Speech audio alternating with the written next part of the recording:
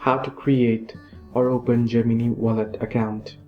Hello everybody, welcome back to my channel. This is me Vipin, and in this video I'll guide you on how you can create account or sign up to Gemini wallet. Well, the process itself is actually pretty basic and simple, so let me guide it through quick with this video.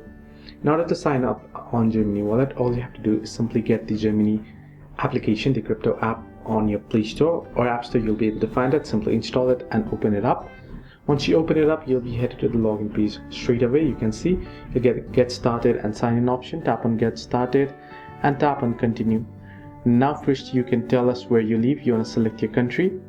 Once you select the country, you want to go ahead and select your state. Now tap on next and go ahead and you want to enter in your legal first name and legal last name, or if you have middle name you can enter in. However, make sure to enter it in correctly so that you can be verified later.